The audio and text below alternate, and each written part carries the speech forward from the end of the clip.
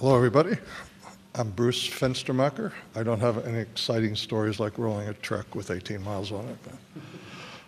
And from 1974 to 1976, I was a combat crew commander and a captain in the Air Force stationed at F.E. Warren Air Force Base at the 400th SMS and assigned to Romeo Flight. In the fall of 76, my deputy, who I'll call Sam because he's not given me permission to release his name, we were on alert, trying to stay awake. We were listening to the conversation between the flight security controller of the topside NCO and the strategic alert team, the security alert team, the SATs. Kind of that was one way to stay alert, because the SAC duty is moments of terror with hours of boredom. And suddenly we heard the FSC call the SAT team and say, stop the vehicle. Get out of the vehicle and look around. I didn't tell them where to look or anything. And Sam and I looked at each other and then said, what do you see? And he said, oh, I don't see anything. I don't see anything. Holy bleep. I do see a white pulsating light in the sky. It's maybe 7 or 8 miles away. The FSC asked where it was. He said it's to the north. He said it's pretty close to where the launch control facility is.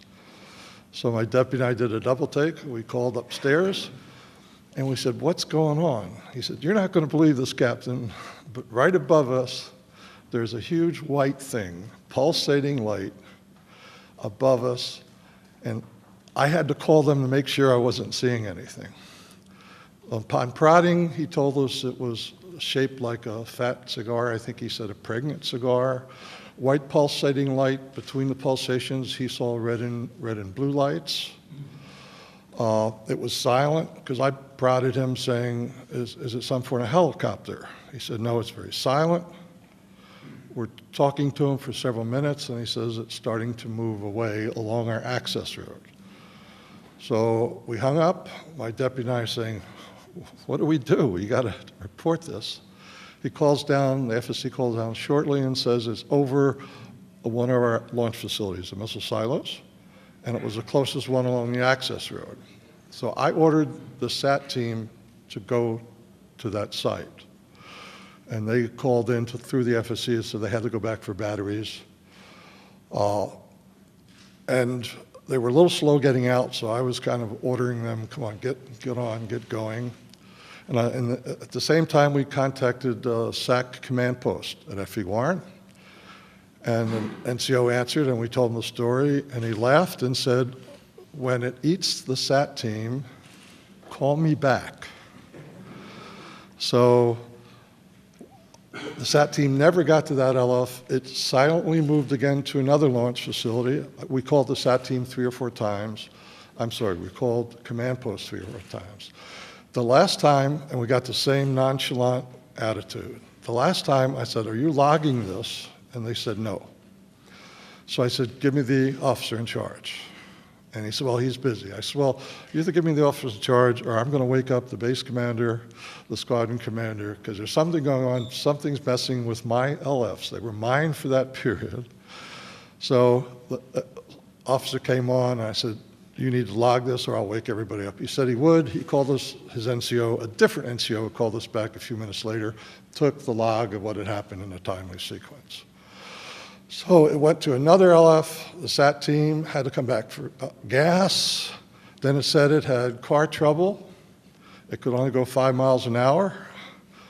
So long story short, after several, about an hour and a half, the flight security controller said he could see it over another launch facility still down the road. And then he said it suddenly and silently just went away up to a star size and then disappeared.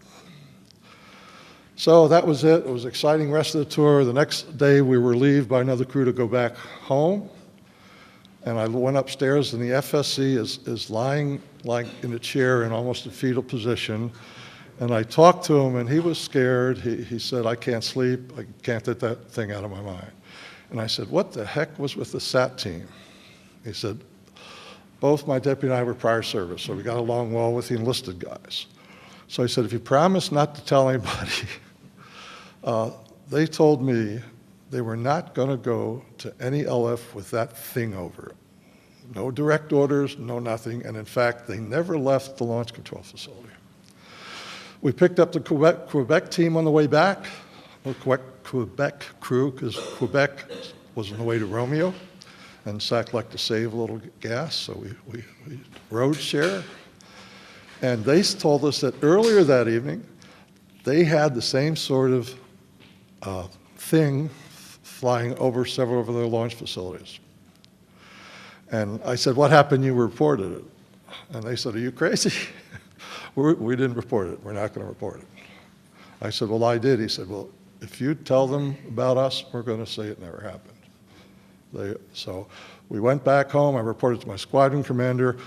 The next few, we always have departure meetings when you go out for alert. The next several departure meetings, we had an unusual visitor. We had an officer in a uniform telling us that you may have heard rumors about this. It didn't happen. It's top secret. And I wanted to stand up and say, which is it? Didn't it happen, or is it top secret? So that's my event. I think Mr. Salas.